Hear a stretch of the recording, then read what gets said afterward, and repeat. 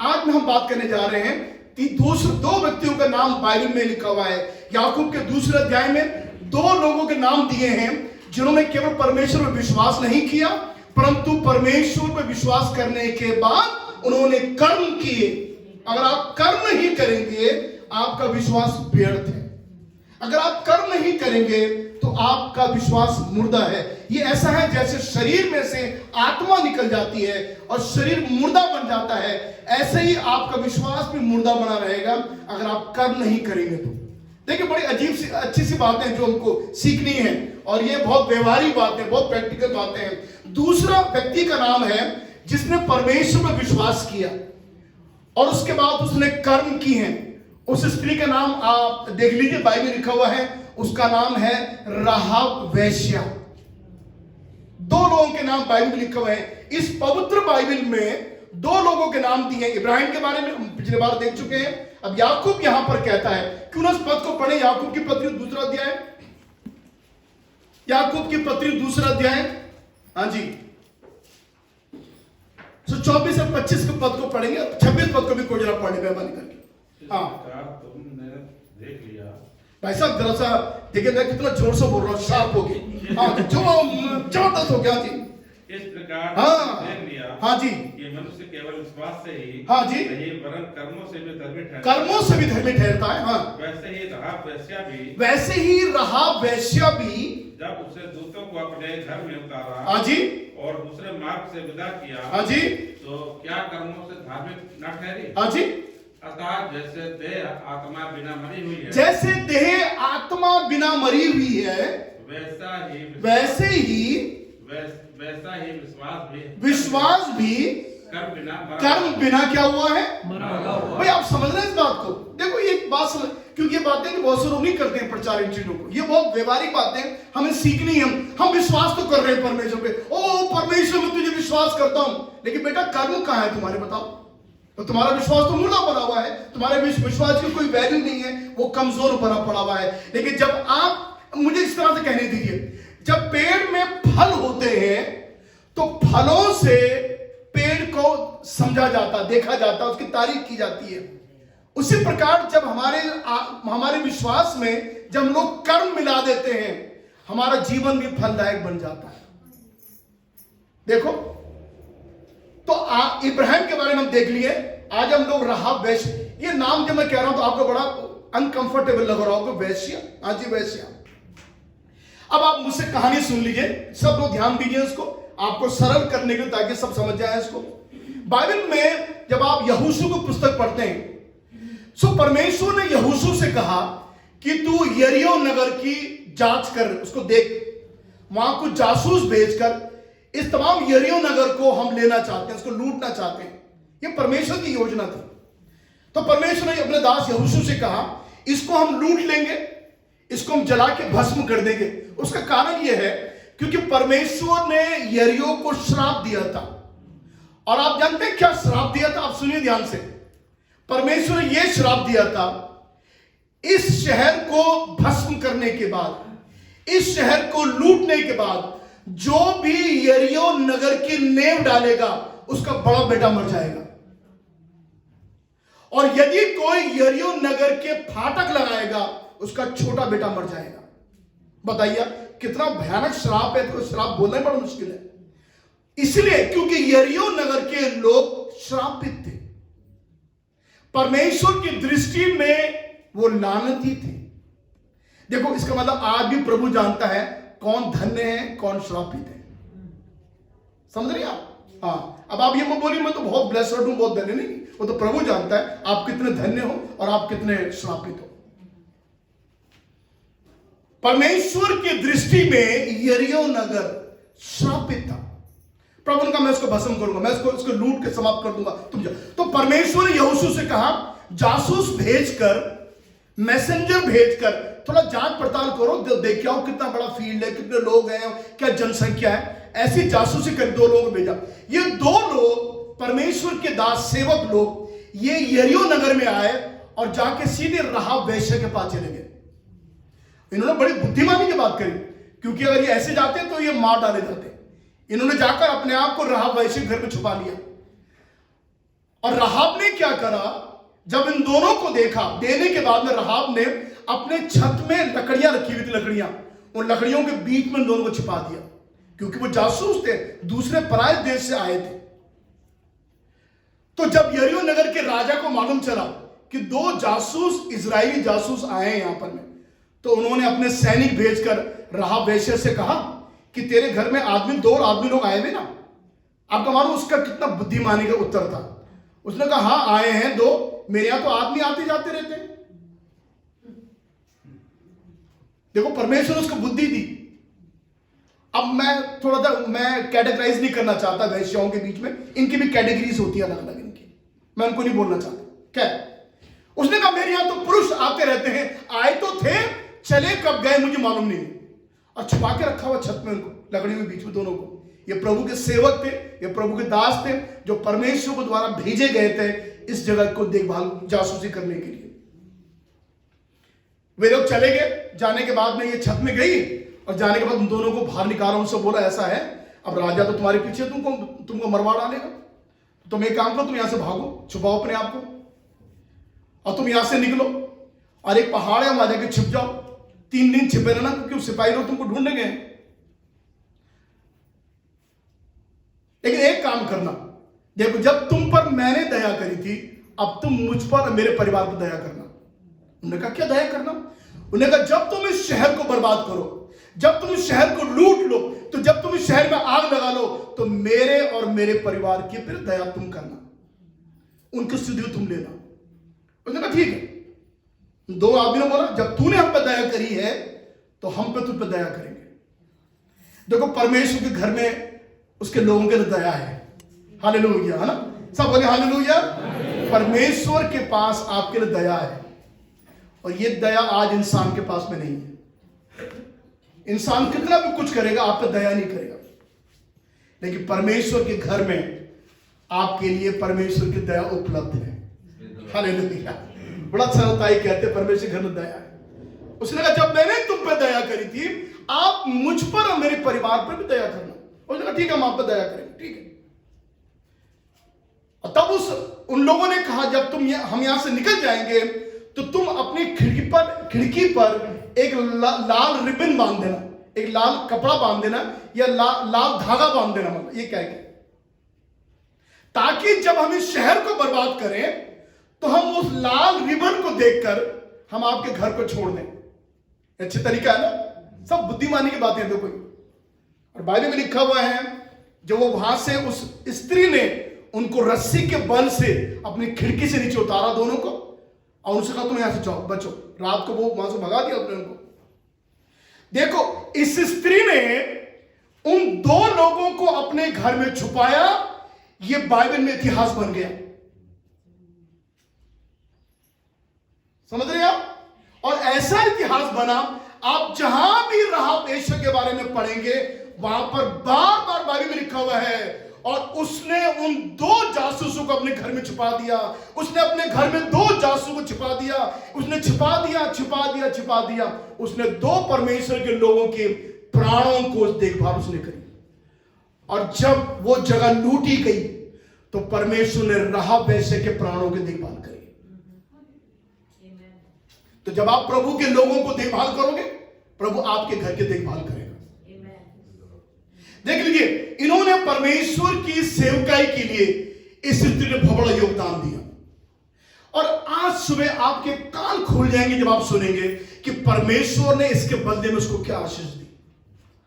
इसने परमेश्वर की सेवा में, परमेश्वर के कार्य में एक वेश्या ने बहुत बड़ा योगदान किया। परमेश्वर के दासों को, उनके प्राणों को बचा लिया अपने घर में छुपाकर। देखो परमेश्वर की सेवा करना कितना उत्तम बात है। परमेश्वर के दासों की सेवा करना कितनी अच्छी बात है। बाइबल में लिखा हुआ है परमेश्वर की जो सेवक है, परमेश्वर के जो दास हैं, वो दुगने आदर के योग्य हैं, दुगने आदर के योग्य हैं। अगर आप किसी बड़े मंत्री का आदर कर रहे हैं, कीजिए, वो आपकी अपनी प्रॉब्लम है, लेकिन परमेश्वर के लोग उनसे दुगने आदर के योग्य हैं। हालेलुया। अगर आप किसी एमएलए को बहुत आदर दे रहे हैं, दीजिए, कोई बात नहीं, लेकिन ये परमेश्वर के दास और उसके सेवक लोग दुगने आदर के योग्य हैं। अच्छा, हमारे नॉर्थ में तो बहुत लोग नहीं मानते, क्योंकि लोग कहते हैं अरे ये पादरी है, सब बोल देते हैं, क्योंकि हमारे चर्च ने हमको सिखाया ही नहीं।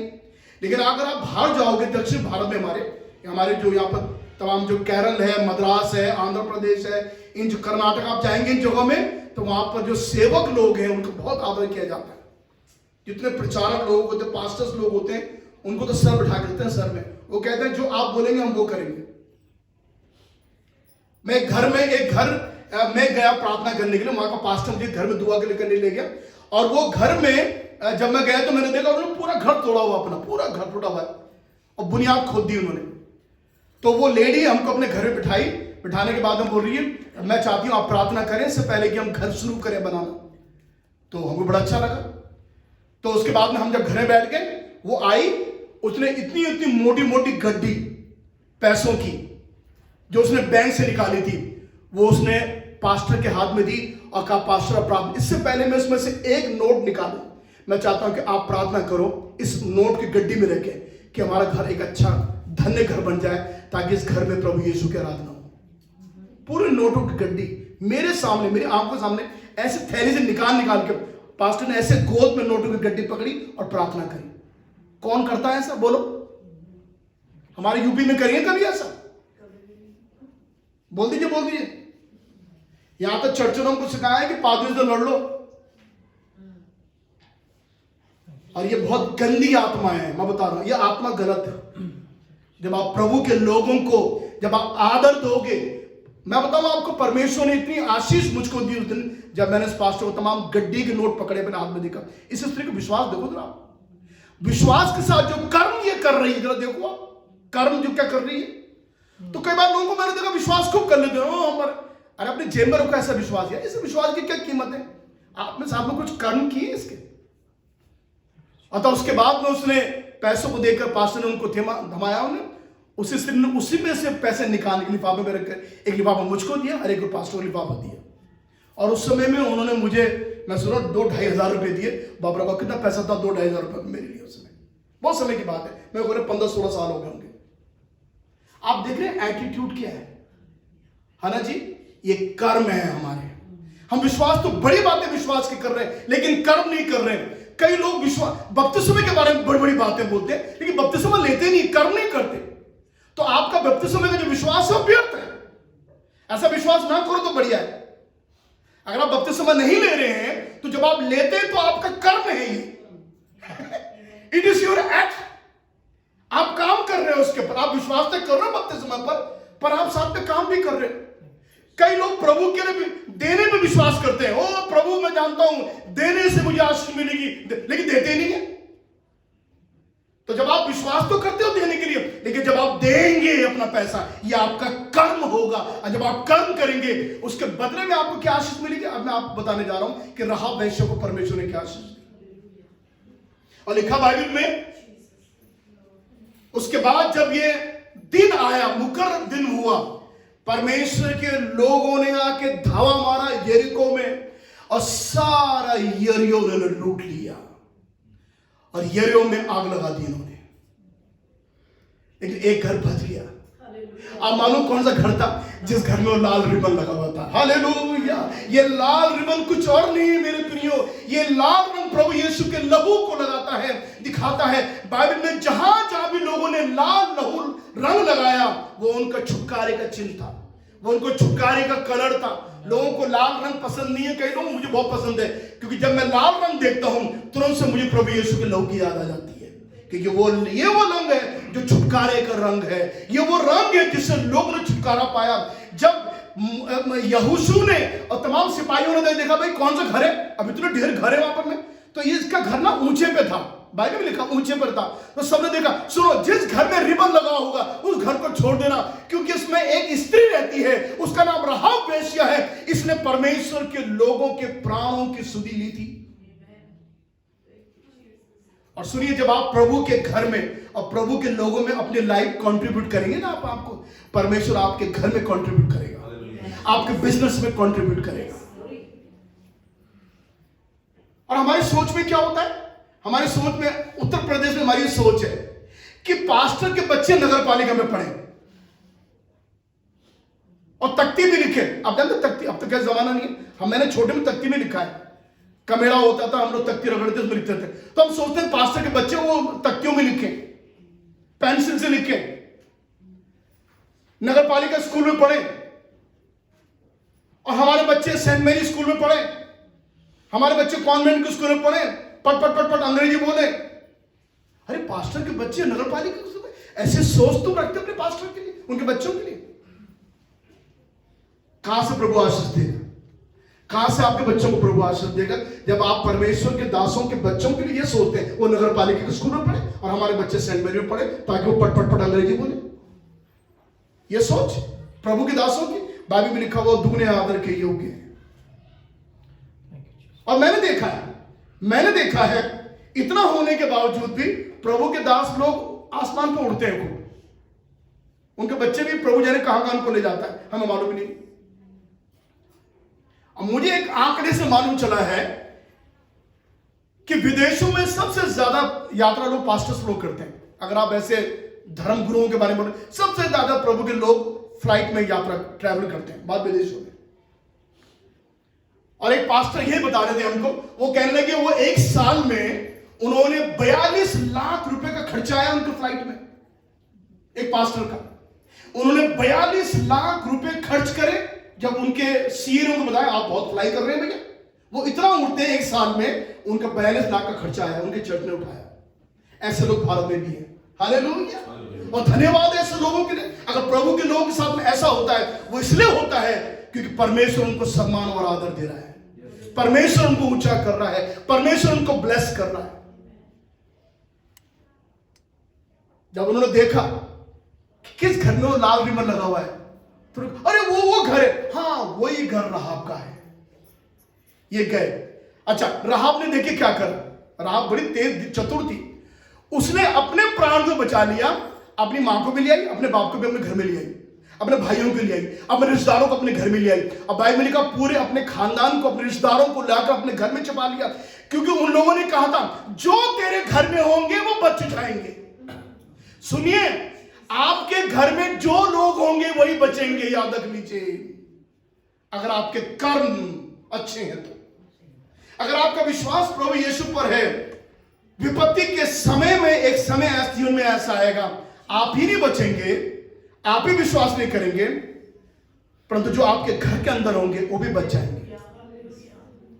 इसका मतलब आपका घर एक सुरक्षा की जगह बन जाएगा, आपका घर एक आत्मिक घर बन जाएगा। अपने घर में अपनी फूफी को भी ले आइए, अपने घर में अपनी चाची को भी ले आइए, अपने घर में अपनी ताऊ को ले आओ, उनकी वाइफ को ले आओ, अपने घर में अपने मामा को, अपनी मामी को भी ले आओ, बताइए उनको यीशु मसीह के बारे में, वो भी बच जाएंगे।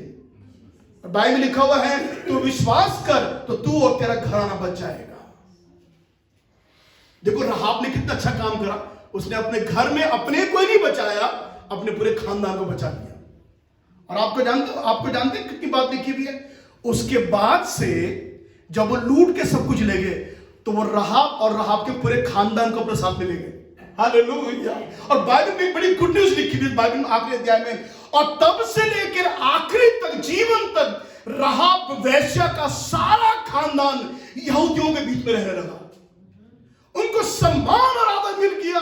एक रहाब जिसको थू करते थे, उस रहाब को सम्मान और आदर परमेश्वर ने तब दिया जब वो यहूदियों के बीच में, यहूदी जाति सबसे ऊंची जाति मानी जाती है दुनिया में, उनके बीच में एक रहाब वेश्या रहने लगी, उसका पूरा परिवार वहां साथ में रहने लगा। आपको बताऊं जल्दी बात, सुनिए मेरी तरफ ध्यान दीजिए।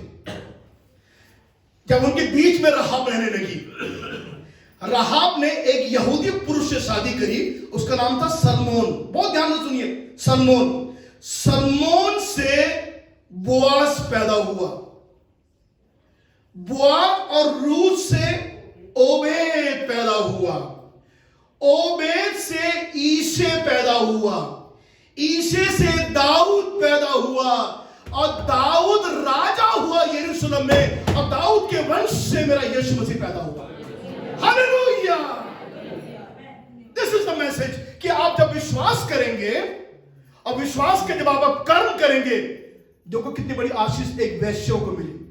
और आपको और एक गुड न्यूज दे देता हूं मैं, बाइबल में जहां भी राहाब का नाम लिखा गया है उसको वैश्य जरूर लिखा हुआ है, लेकिन जब मेरे यीशु मसीह की वंशावली जब आप पढ़ते हैं मत्ती का पहला अध्याय, जब यीशु मसीह के पवित्र वंशावली लिखी हुई है, इससे ये पैदा हुआ, इससे ये पैदा हुआ, वहां पर राहाब वैश्य नहीं लिखा हुआ है, वहां पर राहाब लिखा हुआ है।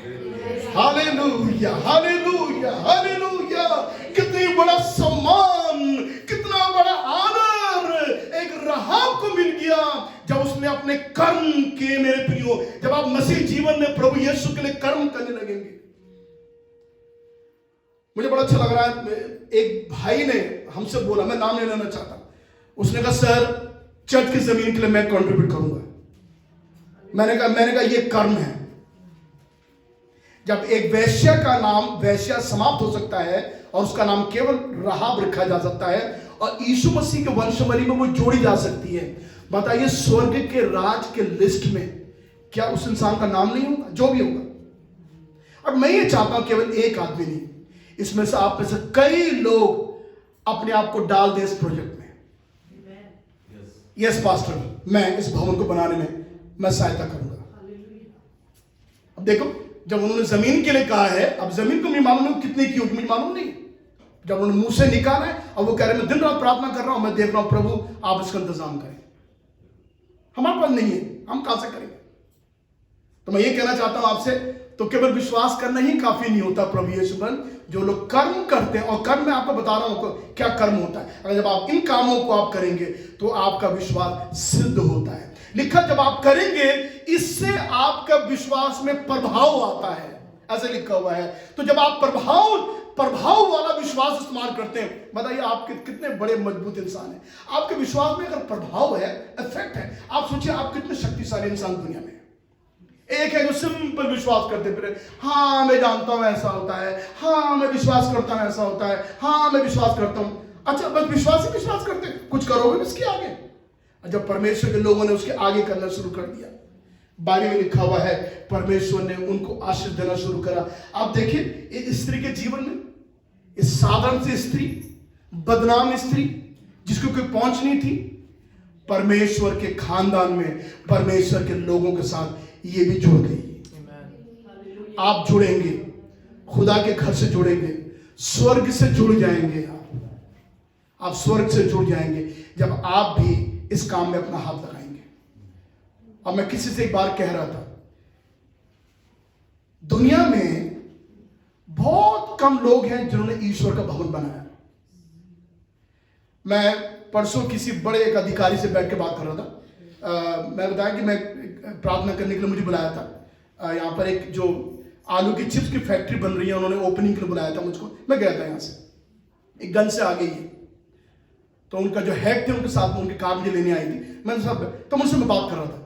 मैंने कहा भाई साहब एक बात बता रहा हूँ आपको, मैंने कहा ईश्वर का भवन जिन्होंने इस दुनिया में बहुत कम लोगों ने बनाया। ईश्वर का भवन क्या होता है जरा सोचो, मतलब परमेश्वर का निवास स्थान। परमेश्वर स्वर्ग में रहता है, लेकिन स्वर्ग में रहने वाला परमेश्वर पृथ्वी पे आना चाहता है। वो कहां आएगा? वो एक भवन के अंदर आएगा। इसीलिए तो तमाम दुनिया में मंदिर है, सब कुछ बनाए जाते हैं। ईश्वर का निवास स्थान जो में कहते हैं the dwelling place of God, where God dwells. ये कहां है?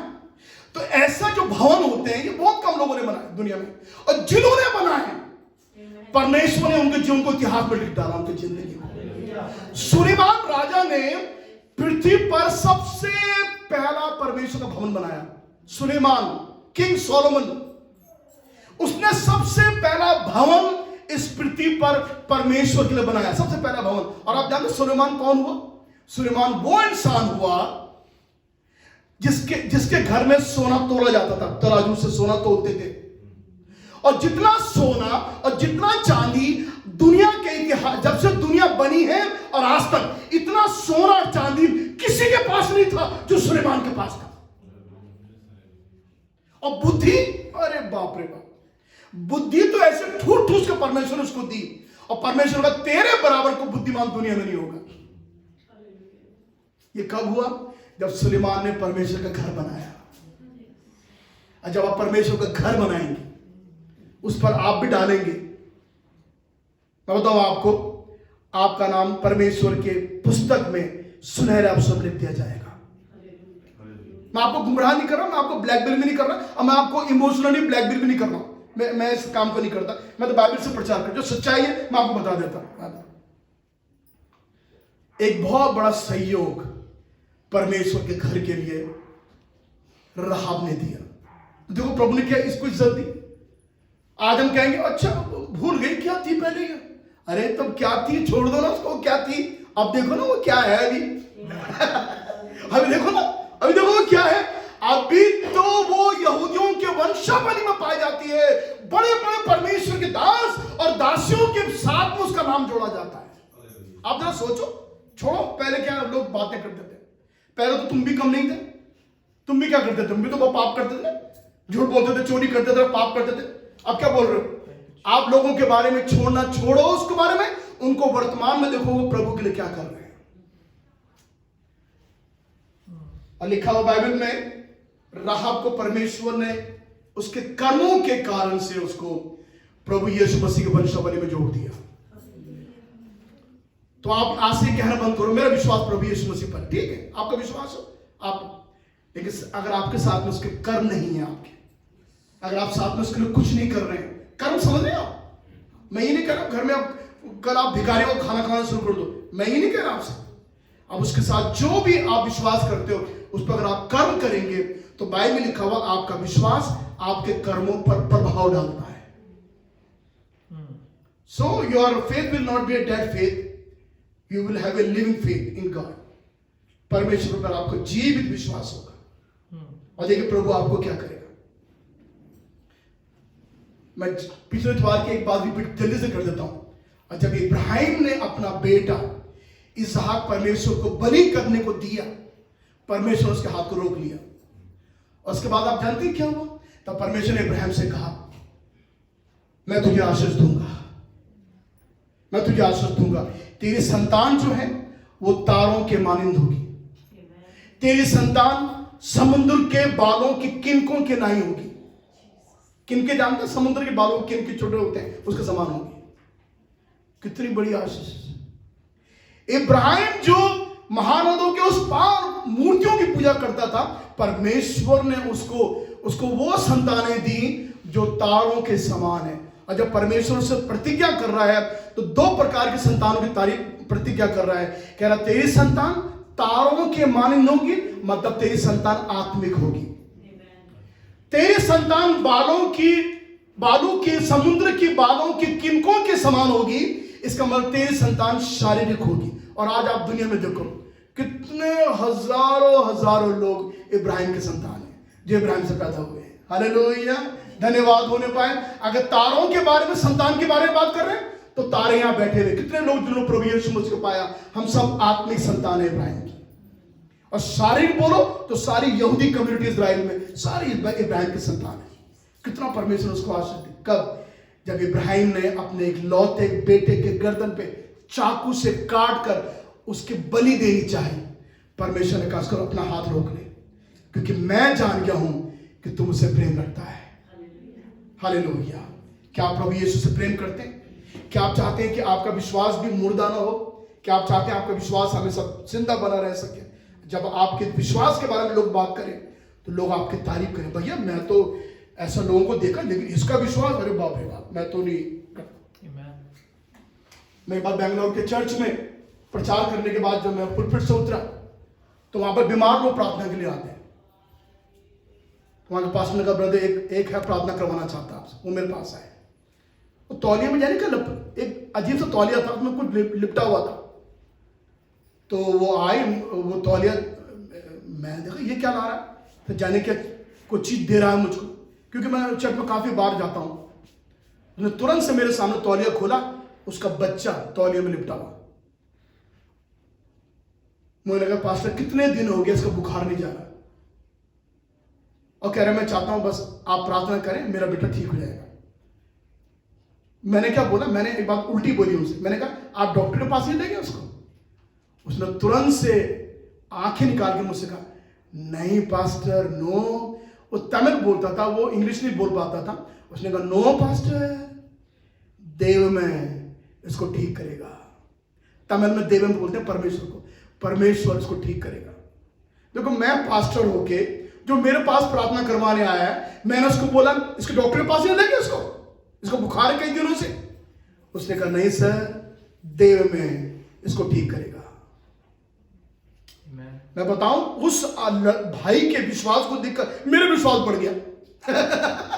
मेरा विश्वास ये था जो डॉक्टर के पास ले लेंगे इसको, वो कह रहा नहीं सर, देव में इसको ठीक करेगा, वो स्वर्ग का परमेश्वर ठीक करेगा उसको। बता, उसके कहने से मेरा विश्वास बढ़ गया। अरे मैंने कहा बाप रे बाप। अब मैंने जब बच्चों को छुआ, लिटरली वो बच्चा टच रहा था, टच, गर्म, इतना गर्म हो रहा था बच्चा। मैंने हाथ रख के मैंने बोला प्रभु यीशु मसीह मुझे क्षमा कर।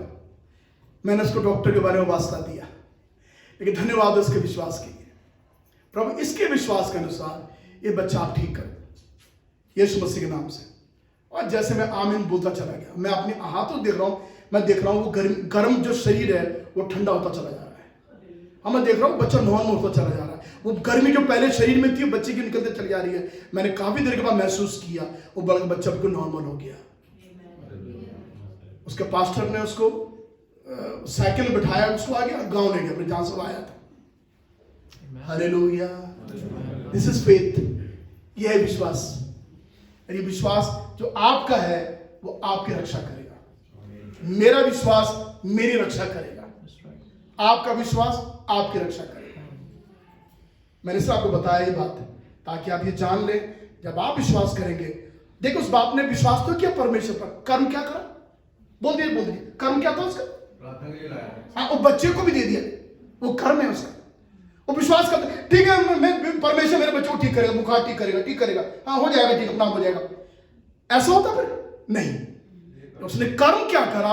उस बच्चों को मेरे पास दे दिया। पास्टर आप प्रार्थना करो, ये कर्म है। जब आप ऐसा करेंगे परमेश्वर आपकी इज्जत करेगा। हालेलुया। यीशु ने कहा जो मेरी सेवा करेगा मेरा पिता उसका आदर करेगा। हालेलुया। आइए हम लोग अपने सरों को झुकाएं, हम लोग प्रार्थना करें।